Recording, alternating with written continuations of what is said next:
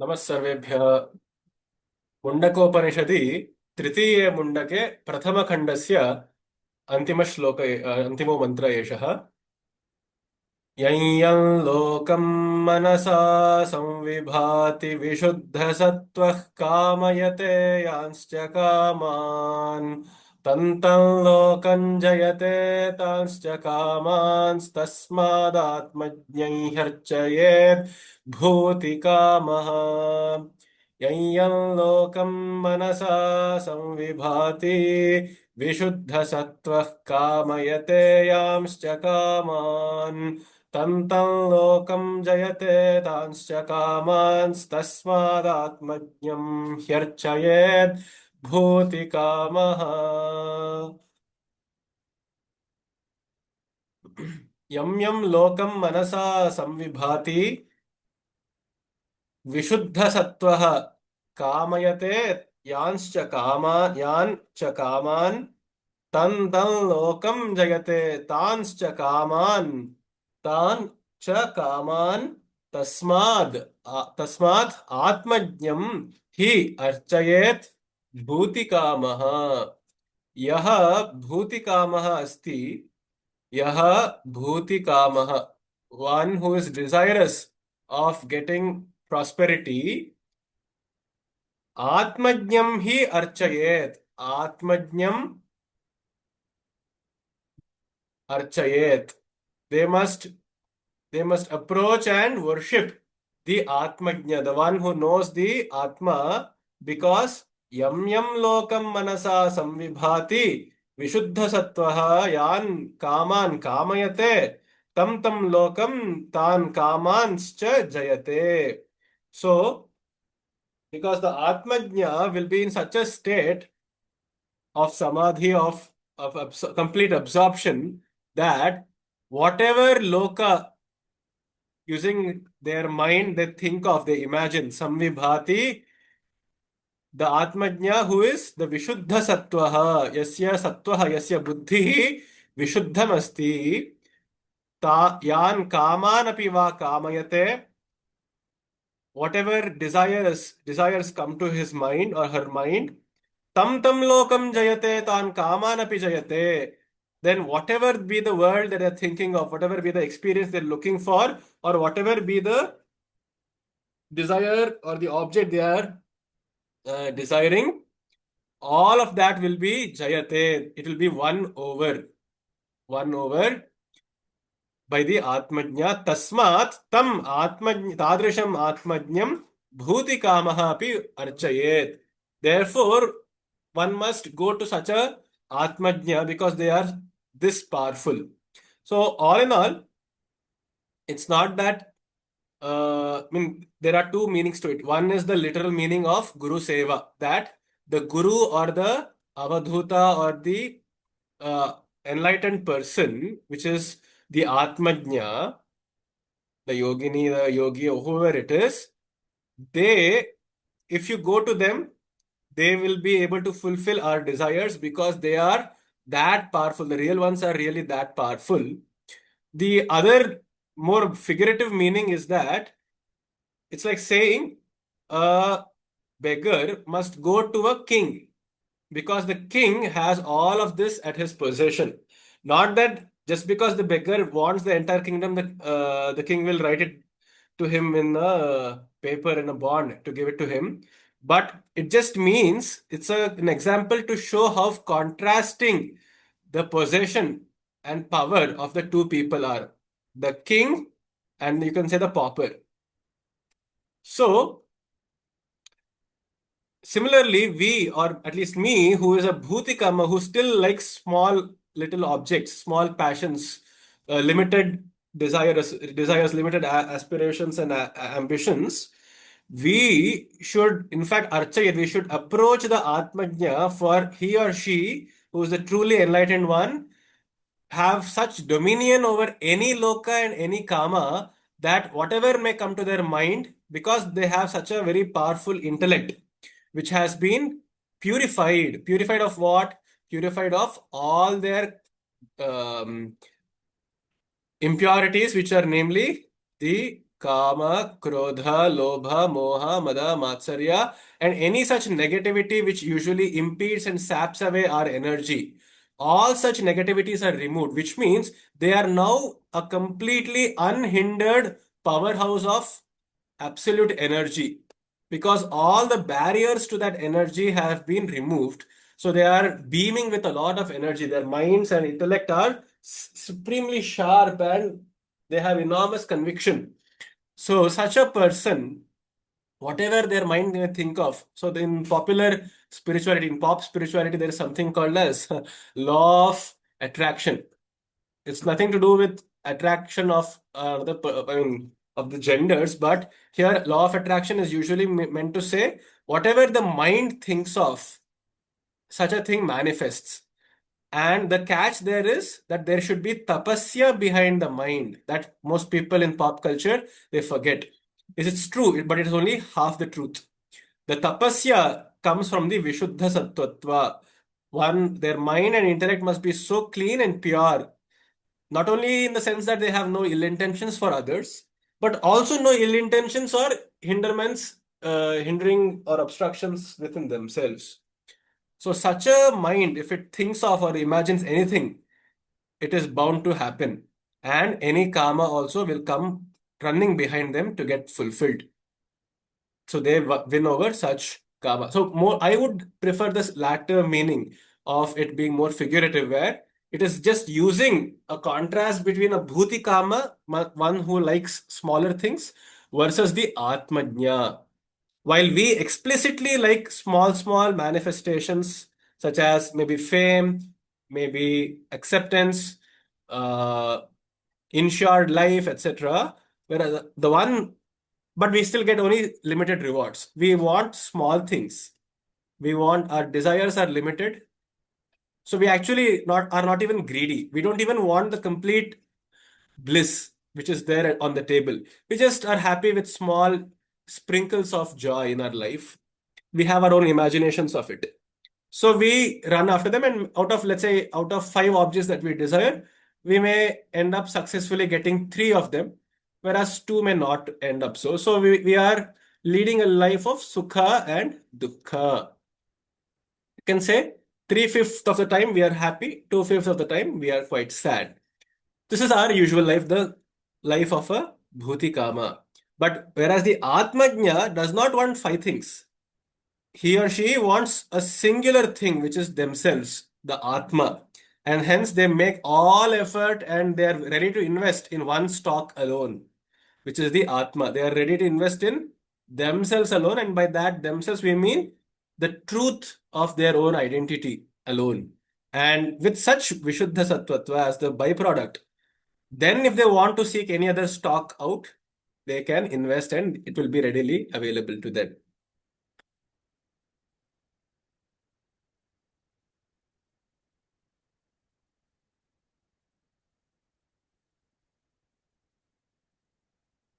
Any inputs so far? Um, I got a question for you. Well, Yes, Arya. The beggars can't be choosers. Would that proverb fit into this context? Because there are different levels of beggars. Mm. And begging, I'm not actually talking about street begging, but praying to God is also kind of begging. Correct. Asking for alms. Or asking to your desires to be fulfilled. So I don't know how to compare it. Some beggars, they come for some alms, maybe a little bit of money or a little bit of food, and they're quite content with it. And some, they want at a higher level. But I have known of incidents wherein there was one of the guys from a different continent. He was educated, I suppose, and his goal was one goal, that he wanted to get a job, and a good job. He dressed himself pretty well, hung a little placard, I'm looking for a job, a decent job, or whatever he did. And he stood at underground station And finally, he got noticed by a CEO or somebody, and he got a job. He got absorbed. So he was a beggar, but he was Atmajna beggar, and he was noticed by the god who was the CEO, and he got what he wanted. Would that fit into this? Wow, that's actually quite beautiful analogy that you have drawn. A very curious parallel, right? In the sense, I mean, if I catch your drift, you're meaning to say, out of so many kinds of beggars, if one zeroed in on only one thing, like in the case of that person who prepared and prepped up for the job as though he were to be employed the very next moment with all a formal suit and so on. So he immediately got a job. So he got his desire fulfilled because he had only one thing on his mind, whereas others just come with small scattered desire. Is that what you are trying to draw by this analogy? Yeah, yeah. Some people go to God just generally to serve pray. They don't ask for anything, but their final aim would be to be in level with the God, so level of thinking. So they are kind of different. And some people go looking for, I want a baby, I want extra money, and I want this, I want that. Those could be the small desires in their life which they're focusing on. Right. So everybody's desire is not the same. True. Exactly. I mean, I'm just trying to relate that analogy with this. If it embellishes this meaning more deeply, yeah. But then, would people not really criticize this person for being unwise and sticking to only one thing, whereas he could have asked for like five little things? Yeah, because their knowledge is only so limited. Because they don't know everything in life. That is their small desire. Correct. But if they knew everything is temporary, everything has got an end, and everything is not going to be granted, if they knew that, they would be devoid of any desires and then to be one with God or realize their own Atma. Perfect. Yes. So in that sense, the person who does undergo such a realization, a very drastic realization, would be then considered an Atmajna, correct? Yeah. Great, awesome. So with this, we come to the end of the first Mundaka of first Khanda. Let's dive into the second one. स वेदैतत्परमं ब्रह्मधाम यत्र विश्वं निहितं भाति शुभ्रम् उपासते पुरुषं ये ह्यकामास्ते शुक्रमे तदतिवर्तन्ति धीराः स वेदैतत्परमं ब्रह्मधाम यत्र विश्वं निहितं भाति शुभ्रम् उपासते पुरुषं ये ह्यकामास्ते शुक्रमेतद् अतिवर्तन्ति धीराः. This is an echo from what Shanta Arya just was hinting at in in our previous mantra. Those who are akama, those who are devoid of any desires, what will happen to them? Yehi akamaha te etat shukram ativartanti. Dhiraha, those who are the dhiras, I mean, like that example of hers, where that man, he did not care for social stigma. He just went and stood in the underground holding a placard that I want a job or whatever. I'm ready to be employed and so on. So it takes a lot of courage to even do that, and to not be embarrassed by people watching and to go up well dressed and stand there waiting for an opportunity. So that is really well in line with it being a dhairya. And secondly, I wouldn't call such a person an akama, but he is partially akama to everything else because at that very moment of his life, in that phase, he wants nothing else and he has focused completely all his efforts on just getting that job. So you can at least say it's a great improvement from instead of having 5, 6, 7 desires, scattered desires, he just wants one or two maybe. But if these people, the actual dhiras, the munis, the yoginis, if they try to push them to at least trying to get zero point 0.5 or zero point 0.7 desires or even zero point 0.2 desires and so on, the bare minimum, just enough to survive. They're not denying themselves anything. They have just realized, like she said, the temporariness of all of this, the ephemeralness of all of this, the transience of all of this. So they really don't care much about what they really have, or they, even if the desires do pop into their mind, they don't attach too much importance to it, because the wisdom at the back of their heads keeps telling, I mean, even if you do get this object or do get whatever the ambition is, it will last for only so long, and then we are back to square one. So that very sincere wisdom, that impenetrable wisdom, unrobbable wisdom, will allow them to go from one or two desires to zero point 0.5, zero point 0.3, zero point 0.2 desires. So it's a lifelong journey. So such people, yehi akamaha. So by akama, they don't mean absolutely devoid of desire, but the bare minimum. Te purusham upasate. Ye purusham upasate. Ye, those who worship their atma, their own identity, the true abstract principle, the life energy within them, they ativartanti, they transcend. I think Shantarya was talking about this transcendence a couple of classes ago. They ativartanti, they transcend beyond this shukram. Now here shukra refers to an actual seed, a white seed. It refers to the semen, but in less. I mean, so the idea here is that seed or semen was used as a euphemism for birth in olden days. So it was a very old colloquial usage of using shukra to mean birth. So what I mean is they ativartanti dhira means they raise beyond their seed, meaning they raise beyond the desires of janma and marana itself. And saha veda etat paramam brahma.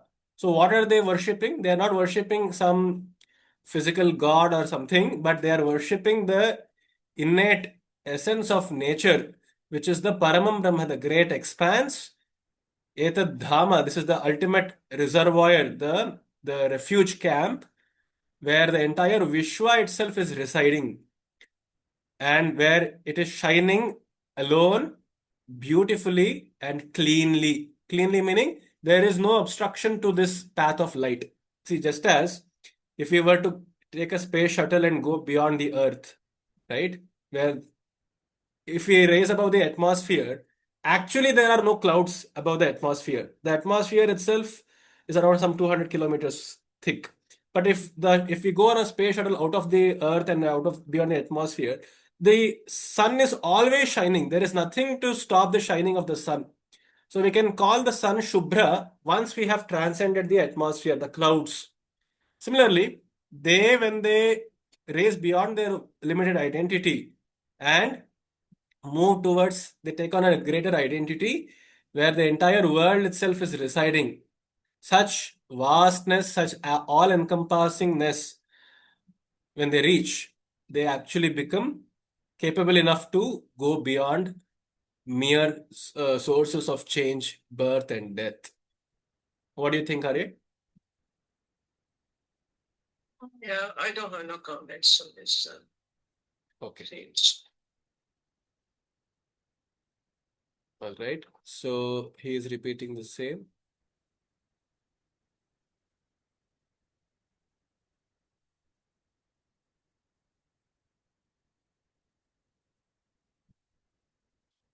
कामान्यः कामयते मन्यमानः स कामभिर्जायते तत्र तत्र पर्याप्तकामस्य कृतात्मनस्य इहैव सर्वे प्रविलीयन्ति कामाः कामान्यः कामयते मन्यमानः स कामभिर्जायते तत्र तत्र पर्याप्तकामस्य कृतात्मनस्तु. Actually, there is a mistake here. It is kritatmanastu.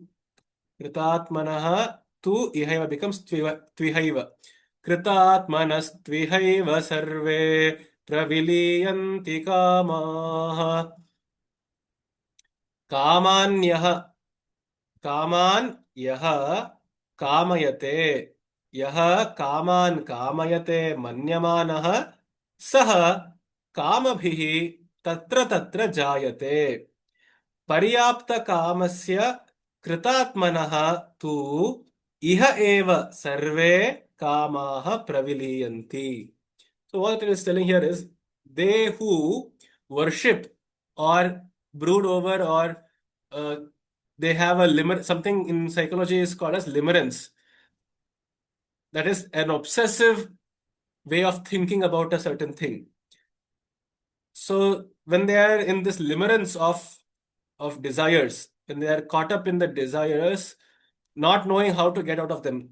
By not knowing, they mean even if the desires are hurting them, they are still stuck in that loop, right? So they know that what they're doing is wrong. For example, a classic case is the addictions.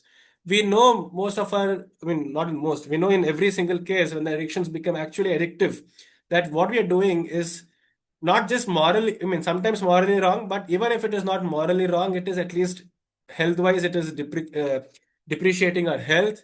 It's harmful for our family, for our own time, our energy, resources, etc.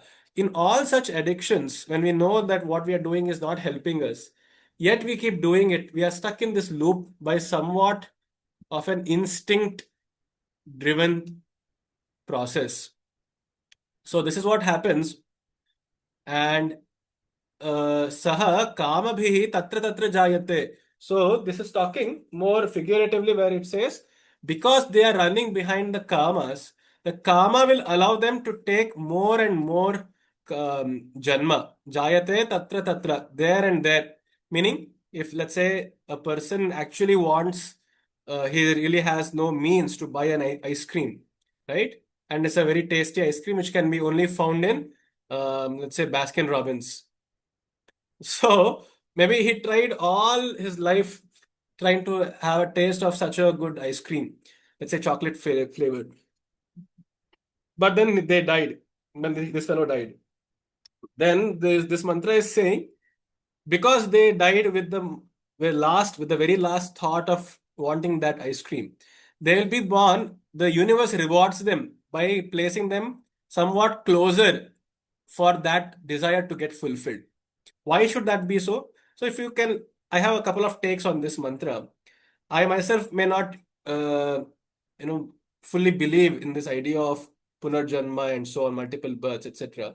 But I have a more poetic reading of this, that the universe or whatever the forces of nature, uh, they have a tendency to convert that energy. So all desire is followed definitely by some energy. It could be mental, physical, or whatever. Because after all, what is a desire if it is not pursued, right? If it is just a desire which remains in the mind and just dies off, then it is just what we call as an urge, right? For example, let's say I get the urge to have sex, or if I have the urge to have water, if I have the urge to have some food, etc., but I don't act on it. It is just merely an urge for a couple of minutes, maybe 5 minutes, etc. It goes down. But then what is then a desire? A desire is what is acted upon, is it not? So acted upon means we have to invest some energy, time, resource, thinking, planning, and so on, asking people. So the that energy which is put into this object called as an ambition or a desire, whatever the dream, etc., that energy must get expended or converted somewhere. So if it doesn't, if the opportunities or the ambience does not allow the fruition of this energy, that energy will still remain, but in some other place, in some other time and situation, maybe that energy gets converted into fruition. This is my take of this karma law, though I may not necessarily believe in this. I would like to hear your take on it. Just give me one more minute. I'll just finish my line of thought. And then by birth, I would interpret that this person who liked the Baskin Robin ice cream getting born I may not take it very literally that he gets reborn into, becomes an employee of Baskin Robbins or whatever. Perhaps, I don't know. But I would say here birth is not very literal.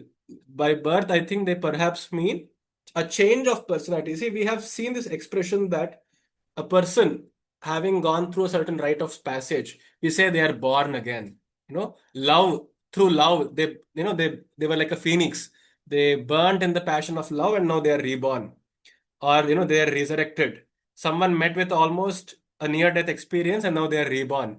Their entire personality has changed, and so on and so forth. So anytime, and perhaps this has happened, we have worn this costume and we have shed our skin so many times, we have shed our personality so many times throughout our life. Physically, definitely yes. I mean, science says every single cell in our body gets reborn 12 to 15 years, in a matter of 12 to 15 years. So what exact cell I was born with, some 30 years ago is definitely not anymore. In fact, it has recycled already 2 times. So I'm not even the same cells as I was born with. So that is in a way reborn, is a rebirth, I would say. I would like to hear your views, Sorry, about this. The mantra is saying whatever the karma they desire, they keep thinking of it. The karmas will have a way of helping them achieve that desire, maybe through rebirths. That is what the mantra is saying. What is your take on it? During your initial part of the discussion for this shloka, what came to my mind was desires. Desires are something, once you get past over it, like eating an ice cream, it's just an urge. Okay? And you know that you can't get it anyway. So you accept the fact. You can't get it because there's no shop nearby. You may be traveling on a highway and there's no shop. And by the time you reach the service center, then maybe your desire is gone. That's one aspect of it. And the other one is pursuing your desire continuously, like bike of pregnancy. They must get what they want. That's another thing. And say like childless couple, they have got the desire to have a child. They go to this temple and do this homa and this and that and go around trees and tie ribbons, and they have tried everything, and they have even gone beyond to the fertility clinics, and even there, if there's no success and if there's any problem, they don't realize, okay, we have had our desires, we can't fulfill it, we should come out of it. They don't. They go up to the age of 50, 60 to have a forceful child. So that's what came into my brain straight away. So when are you going to give up your desires?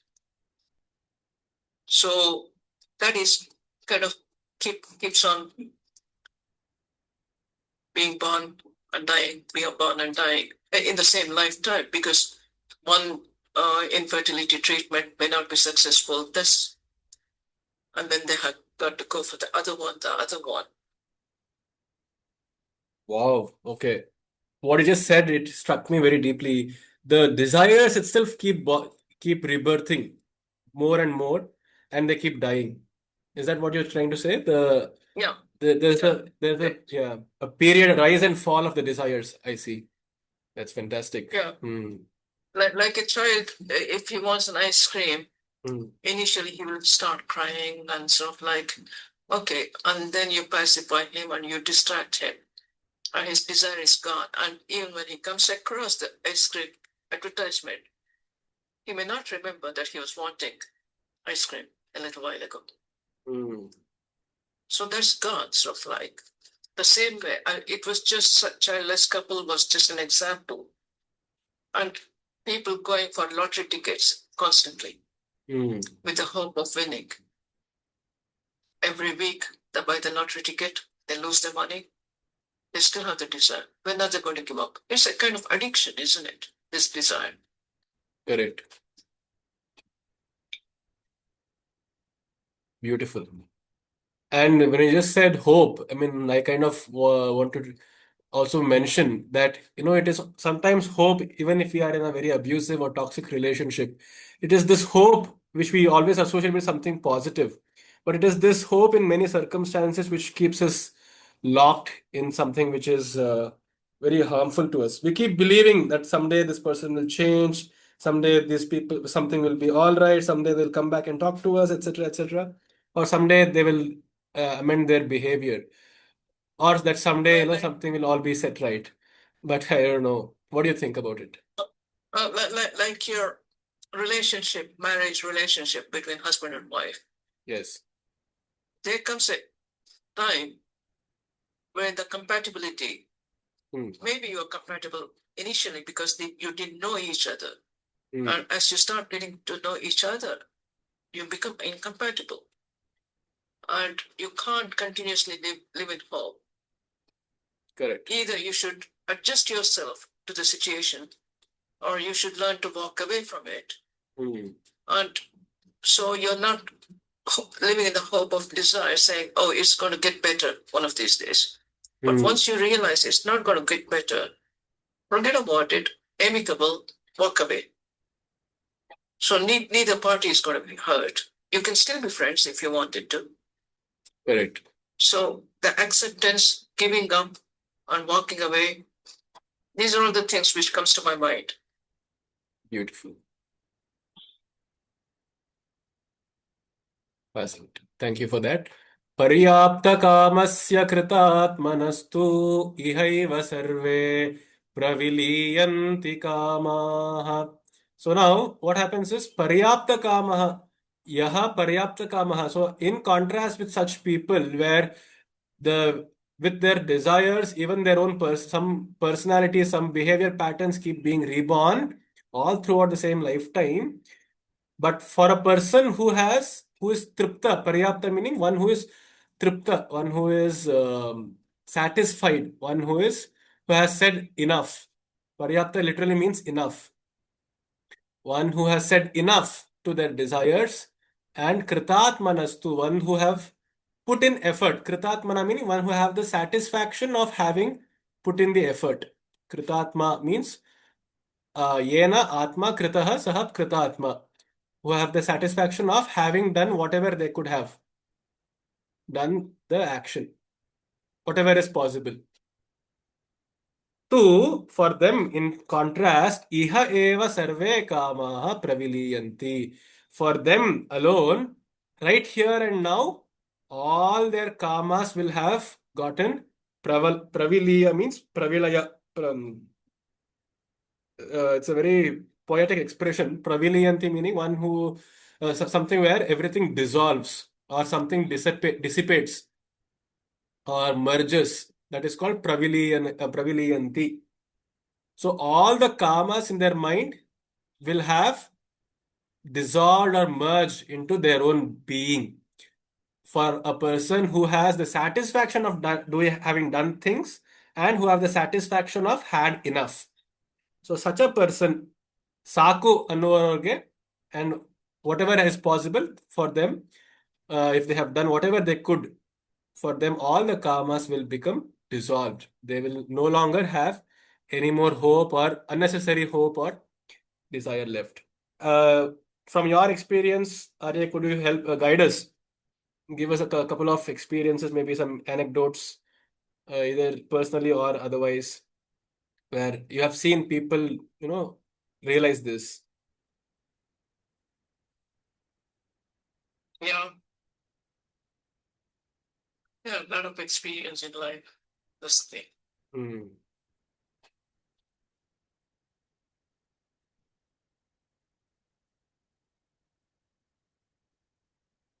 So, like you said, once they realize they have had enough and they have done all they could, they now the hope is lessened and they walk away. That acceptance and walking away, that acceptance comes from the paryapta kama. Sorry, acceptance comes from having done whatever they could. So that is the acceptance. And paryapta kama is where they have had enough of their the cycle of hope and dejection.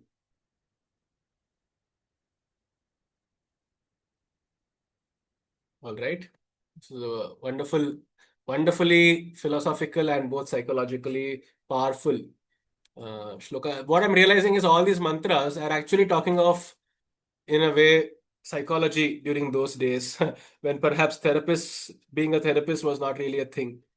So rishis perhaps and yoginis played the role of somewhat a peacekeeper and a therapist for people. People in those days also needed a lot of support and things, I suppose. Correct. Yeah. So wisdom, support, wise counsel was given by these people. Yeah, basically. नायमात्मा प्रवचनेन लभ्यो न मेधया न बहुना श्रुतेन यमेवैष वृणुते तेन लभ्यस्तस्यैष आत्मा विवृणुते तनुं स्वाम्. Now, these and the next words are a couple of mantras which are attacking directly the idea of self effort, the idea of people thinking they can do A, B, C, and then they get the Atma, or they can do A, B, X, Y, Z, and they can get God, or they can follow rituals X, Y, Z, P, Q, R, and they'll get something else. So it's a direct attack on this and the next mantra on such people because it is telling very clearly, Na ayam atma pravachanena labhyah.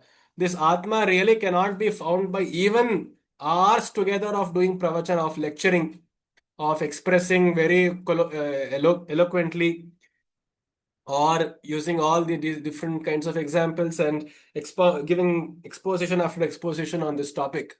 Na labhyaha, na medhaya, not even by using some Einstein level intellect or Ramanujan level intelligence and intuition can we ever arrive at it. Na bahuna shrutena, and definitely not so by listening to it repeatedly. Now you just see how it is attacking every popular thing that we believe will lead us to God. Of course, it's not destroying their value. It's only saying these are not direct paths to get to the Atma. Because, for example, Bahuna Shrutina is to listen to something very repeatedly, which is what we do through japa, using, we read a lot of books and we think we are enlightened. So that is the Medha. And then we listen to a lot of lectures and pravachanas and songs, and we start dancing. We do bhajanas, kirtana, and all that. And so that is a very popular trap of spirituality.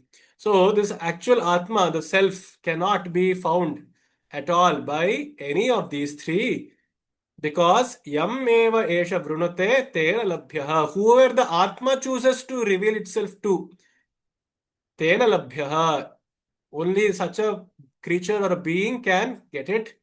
Tasya eshaha atma vivrunate tanum swam. For such a creature or a being, their atma, their self, becomes unveiled, unveiled to them, and the self shows its own nature completely. Tanum swam meaning its complete manifestation, its own complete manifestation becomes known to it, known to the person of its choosing. It's like a lottery. The Atma gets to pick who it reveals itself to. It's not that the people are looking for the lottery. I mean, they are doing something to get to the Atma. So this is a direct attack on our conceptions of that we can do A, B, C. I start doing japa in the morning, pravachana in the evening, and then read some a couple of more books, have some lunch, etc., etc. So all these things, of course, we will keep doing that, but we are doing it thinking this will help us become more pure or more uh, discipline and so on. But definitely not so that any person who does A, B, C is guaranteed to find the Atma. So there is that extra factor, the X factor of luck there. This is the entire idea of destiny, of fate being brought into the framework of free will. So we always have this question, is there free will or is there destiny? Which of them is more powerful? So this is introducing and taking the side of destiny or luck a little more. It's biasing itself slightly towards that side.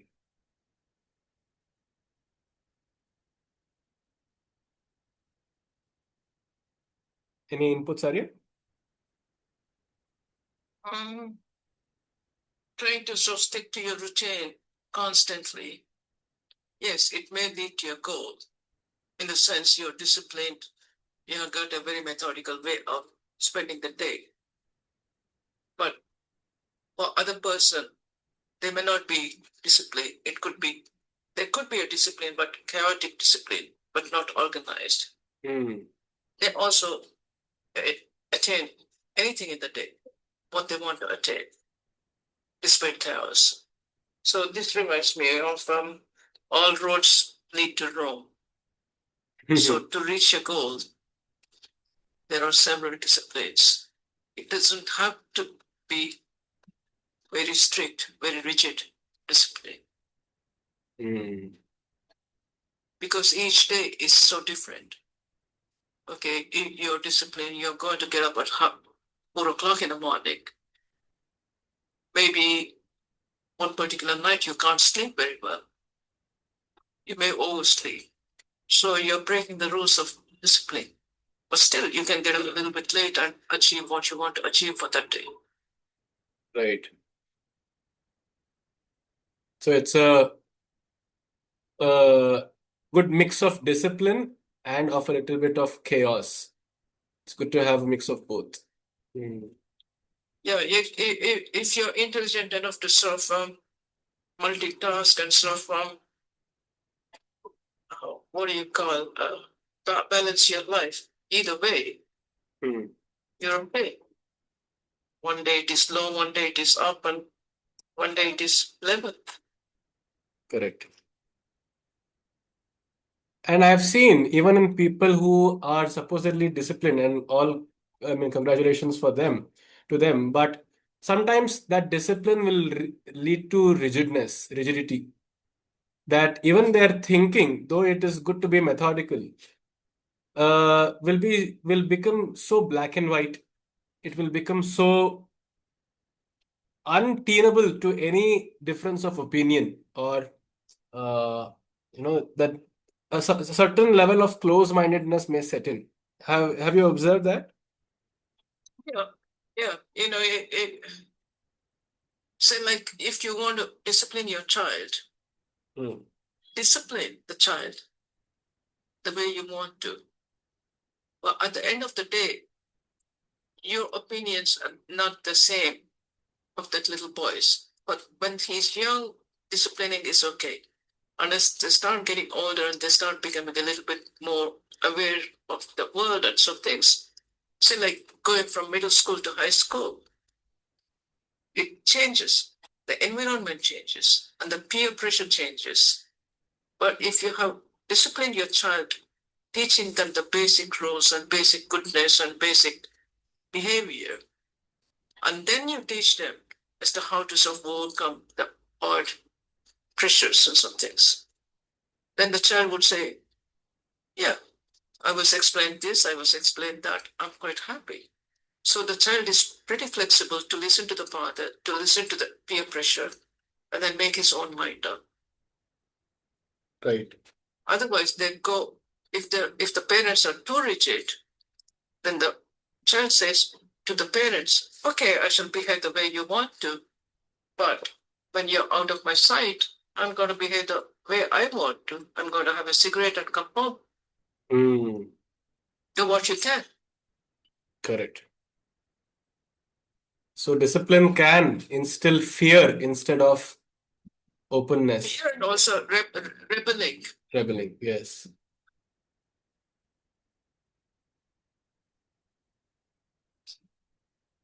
Indeed. Nice observation.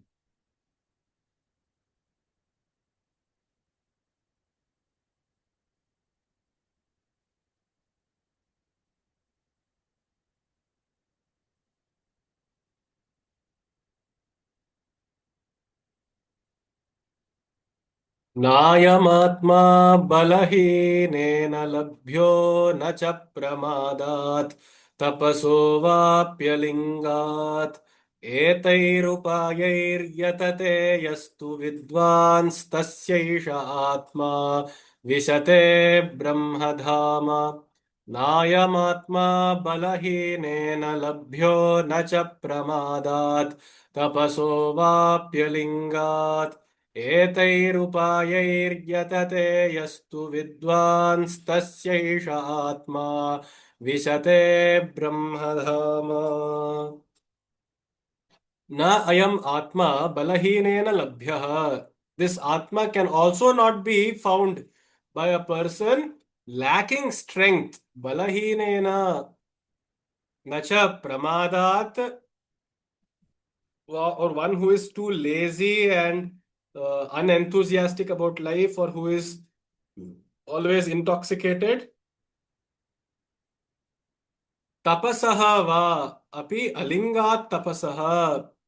Where, or if you try to do some tapasya or try to have to forbear without a linga. A linga means without a solid goal or a solid purpose, without purposeless.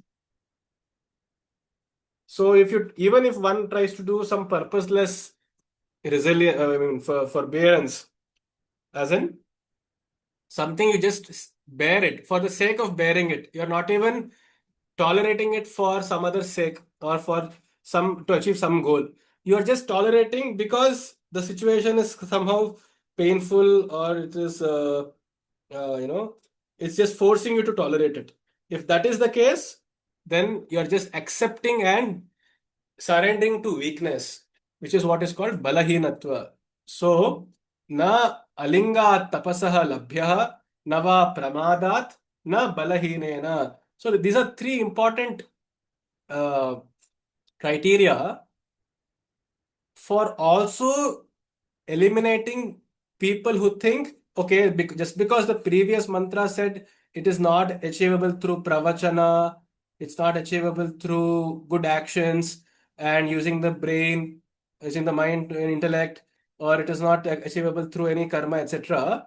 Just because it said so doesn't mean that one gives up all effort and becomes lazy and just goes back to their old ways.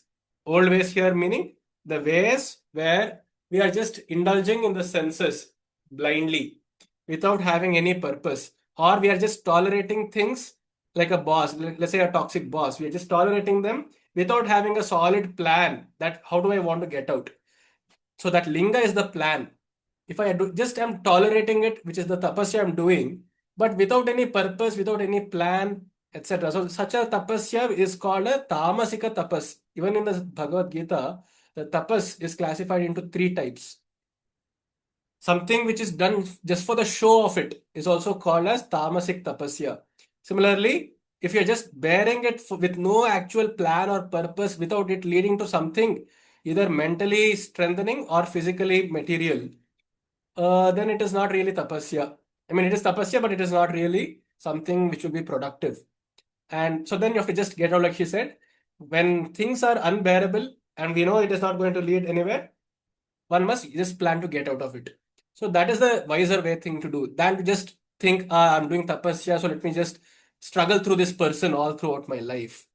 It's some sort of a tamasic tapasya still. So that Atma will never come to such a person because they are not willing to take action and make themselves in a better situation. Similarly, with a person who is lazy or who is intoxicated, inebriated, they are doing it to escape something, which is not wrong. We are not morally judging, neither is the mantra. But escapism can only help to some extent. It will help soothe the mind to some degree and it will help ground the body to some level. But after that, one must really come to the, take the matter by its horns and actually deal with it someday or the other. But if we keep avoiding it, if we keep postponing it and procrastinating the actual issue, we are stuck in this loop of escapism. And then third thing is balahinatva, where we are accepting by whatever is the situation or whatever that we will, we are kind of rigid in our belief that we are weak. Do we see how contradictory that is? We are rigid that we are weak. We have made our mind up that we are weak. So such a thing is called balahinatva. We may become weak by old age. We may become weakened by a disease. We may be weakened by, let's say, hurtful things which are told to us, verbal and physical and mental abuse, etc. That is all there. That is all true. That this world is not really hunky-dory. But the balahinatva here represents losing even the ability, the desire even to come out of it. That itself is giving up and giving into weakness, which Vivekananda and many others, in fact, a very powerful proponent of this Bala was a very great and famous freedom fighter by the name Lakshmi Bai of Jhansi. So she would always say, Balahinatva, you should never be Balahina. Similarly, the mother of Shivaji also, right from his young days, she inculcated this idea of Virya, Shaurya, and Dhairya. Virya, Shaurya, and Dhairya, right? One must never succumb to weakness. One may still be captured by the enemy. One may be still made to undergo torture, but that is not Balahinatva. The Balahina is to give in. So that kind of a mindset one must have, and one must not be lazy. One must also not tolerate things without a right plan. Because if one does any of these three things, the Atma will never be available to them. So this is what in mathematics we call as a necessary and sufficient condition. There are something called as necessary conditions. There is something called as a sufficient condition. Meaning, to achieve something, if you definitely need another ingredient, then it is that such an ingredient is called as necessary. But to make that dish, having this ingredient alone is not sufficient. For example, let's say you want to make Mysore pak, right? Their besan flour is a necessity. You cannot make a Mysore pak without besan flour. But the ghee is not really, or let's say cardamom is not really necessary. You can still have a Mysore pak without the cardamom. So cardamom is not a necessary condition. Besan is a necessary condition, but it is not a sufficient condition, is it not? Because then you will need the fire, you will need the tawa, you will need sugar, etc. So besan plus tawa plus heat plus sugar together becomes a sufficient condition for the Mysore pak. Do you understand what I'm trying to say? So definitely the Mysore pak cannot exist without besan. So that is the necessary condition. But it can be made without sugar. You can somehow make it even without heating. You can just put water and mix it. So it may not turn out to be a very good tasting Mysore pak, but still somewhat. But it is not a sufficient condition. Similarly, the Atma, to achieve the Atma, the necessary condition is you should have Bala. You should definitely have Bala. That we should definitely inculcate in us strength. We should definitely inculcate in us enthusiasm. And we should definitely inculcate in us forbearance, resilience, but with purpose. Doesn't mean it will lead us to the Atma, but this is definitely needed. But then, what is the sufficient condition? The sufficient condition is luck. The luck that the Atma has chosen us and that we are ready with all these three things will lead us to the Atma. Etair upayair yatate. So we can only try. Yatate means to try. Upayaihi. With these three things in mind, the eligibility condition we satisfy, and then we walk into the interview. Whether we get selected or not is up to the panelists. So there is an element of luck there. Similarly, with these upaya of pravachana, bala, apramada, tapasya, and all that we walk in, and we hope for the best.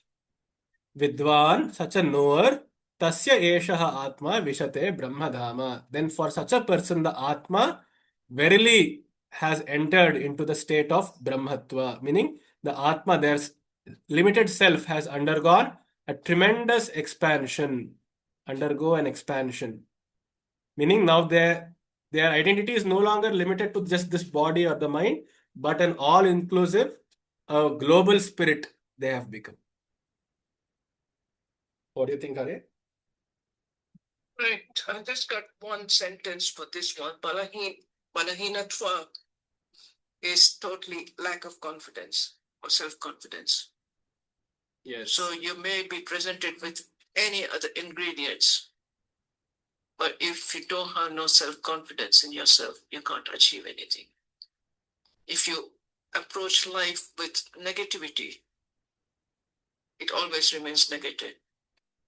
But sometimes that negativeness is also important because you're going to be a little bit cautious in approaching things. You don't go there as a bull in the china shop. You're cautious while walking through the china shop so that you don't break anything. But you should have the self-confidence saying that I'm going to walk through this china shop without breaking anything. Perfect. So confidence, but with caution, right? Yeah.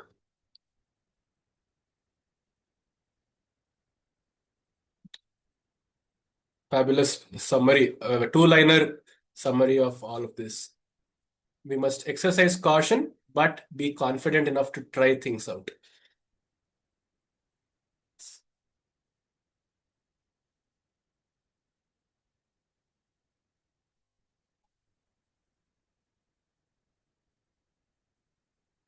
सम्प्राप्येनं सम्प्राप्यैनं ऋषयो ज्ञानतृप्ताः कृतात्मानो वीतरागाः प्रशान्ताः ते सर्वगं सर्वतः प्राप्य धीरा युक्तात्मानः सर्वमेवाविशन्ति सम्प्राप्यैनं ऋषयो ज्ञानतृप्ताः कृतात्मानो वीतरागाः प्रशान्ताः ते सर्वगं सर्वतः प्राप्य धीरा युक्तात्मानः सर्वमेवा विशन्ति सम्प्राप्य एनं ऋषयः ज्ञानतृप्ताः कृतात्मानः वीतरागाः प्रशान्ताः ते सर्वतः ते धीराः युक्तात्मानः सर्वतः सर्वगं प्राप्य सर्वम् एव आविशन्ति.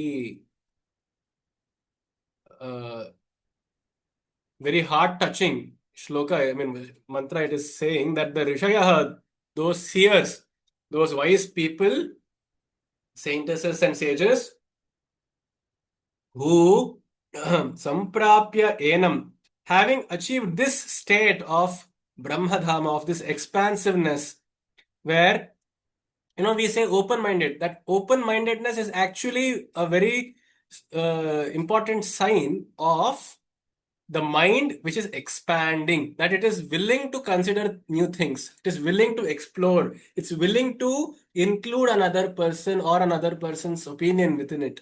So that is a very simple and quick sign of expansiveness. Similarly, if we just crank up this level of open-mindedness to include the entire sum total of creation itself, such we can imagine to be the state of Brahmadhama, which if they can achieve it, either, I mean, not either, definitely by self-effort, but also with a dash of luck.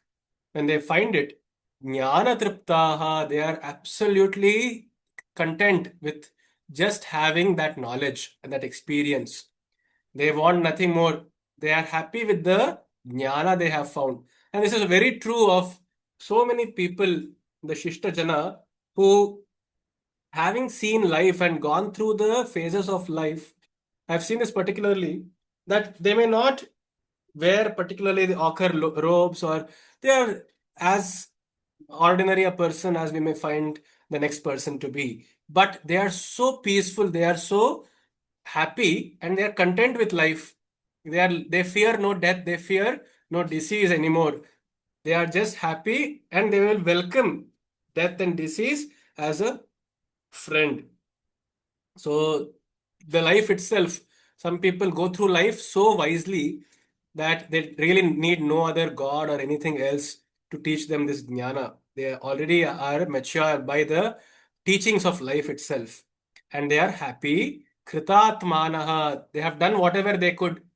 Now they are krita, means it's already done in the past. Whatever their atma could do, they have done. They are now happy. Vitaragaha, and hence they have no more attachments to anything. They will still be with people, they will still be in the business, in the marketplace, but they have no notions or false delusions or false hopes of trying to turn a profit. Whatever is necessary, they will do. If not, they'll just walk away. And then, because of this, their mind is absolutely still as a mountain. It hardly ever moves, it hardly ever fluctuates, it hardly ever. The usual pains and pleasures will come to them, but there will also be something behind in their mind, at the back of their mind, which will keep them tethered and anchored in that supreme state of serenity. It is like a switch. The switch is in their control now. If they want, they can turn it on, the mind, and become active and play in the world. Or if not, they can turn it off and remain detached. Te sarvagam sarprapya, te dhira, and it takes a lot of courage to be in such a state, because it will not come so easily. Only people who have tried out things in life with this cautious caution, confidence that we talked about in the previous mantra, only such people who are yuktatmanaha, but they are also connected with other atmas. Yuktatmana meaning they have connected their atma, they are in sync. That is what literally in modern terminology we can say. They are in sync, they are vibing. If we have to use Gen Z's language, they are vibing with everything around them. Meaning they actually can read the room very well. They are in sync with what is happening around them. They are not detached in some recluse, living mentally under a cave, so in a cave. They are very attached with detachment, like she said, with everything around them. They know, they're very aware. They connect with people, they are very empathetic. Actually, we may think that these people will become so dry and bitter that the life in Himalayas may turn them into another rock, but it is not so, because the true ones, the genuine ones, they'll become very empathetic, because they have gone through all of those suffering themselves, and they have seen the truth of the mind and all the very mechanisms it relies upon to play and to also feel the sorrow. So they actually can empathize. So they are the yukta atmanaha. Such people alone sarvam eva avishanti. They enter into the state of sarvatva. They enter into the state of everythingness, meaning they are not one. You can't really pinpoint them, or you can't really stick a label on them and say this is what they are. They are everything or they are nothing also. Sarvam eva avishanti. They have lost their sense of minus and personality, that they just do whatever is needed. That's it. Their body will come, it will go. Such a beautiful beatitude state, in fact.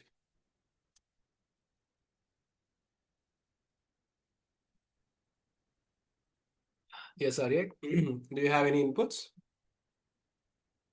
Feel free to disagree anytime.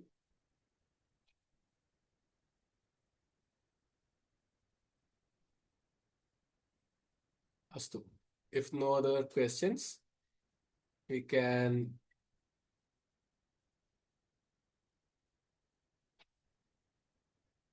stop here. Sorry, I'm got a visitor, so like Okay. I'm gonna be outside. All right. We will continue this in the next class. We have about 5 more shlokas to go, and then we are done. 6 more shlokas.